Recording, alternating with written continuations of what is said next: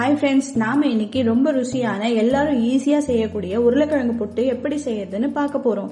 எப்பவும் நாம உருளைக்கிழங்க வச்சு காரமான வறுவல் மாதிரி தானே செய்வோம். ஆனா இந்த உருளைக்கிழங்கு புட்டு புளிக்குழம்பு, காரக்குழம்பு, மிளகு குழம்பு, வத்த குழம்பு, வெந்தய குழம்பு, பூண்டு குழம்பு இந்த மாதிரி கொஞ்சம் காரமான குழம்பு கூட எல்லாம் ரொம்ப மாசா இருக்குங்க. கொஞ்சம் வித்தியாசமா இப்படிதான் ட்ரை பண்ணி பாருங்களேன். இந்த மாதிரி காரமான குழம்பு கூட எல்லாம் இந்த உருளைக்கிழங்கு புட்டு செஞ்சு சாப்பிட்டு பாருங்க.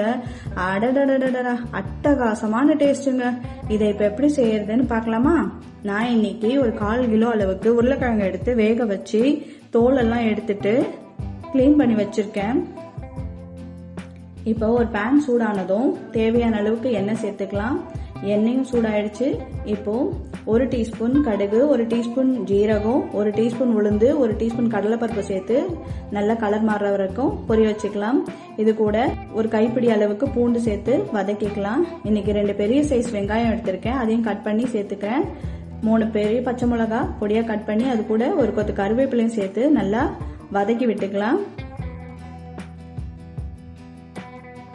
இப்ப இது கூட 1 டீஸ்பூன் மஞ்சள் தூள், 1/2 டீஸ்பூன் இஞ்சி பூண்டு விழுது சேர்த்து நல்லா பச்சை வாசனை போற அளவுக்கு வதக்கி விட்டுக்கலாம்.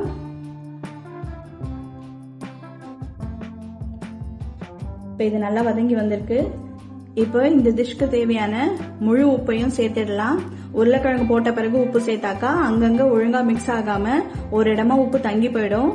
அதனால ஃபர்ஸ்டே சேர்த்துடலாம். சேர்த்துட்டு எல்லாத்தையும் நல்லா 1 நிமிஷம் வதக்கி விட்டுக்கலாம். இப்ப ராஸ்மெல் எல்லாம் ஃபுல்லா போயிருச்சு. இப்ப கேஸ மீடியம் ஃப்ளேம்ல வச்சுட்டு உருளைக்கிழங்க சேர்த்து நல்லா வதக்கிக்கலாம். நல்லா கிளறி விட்டுட்டு ஒரு 2 செகண்டுக்கு மூடி போட்டு வேக வச்சுக்கலாம். இப்ப இதெல்லாம் நல்லா கலந்து விட்டுக்கலாம். இப்ப கேஸ சிம்ல வச்சுட்டு நல்லா கிளறி விட்டுக்கலாம்.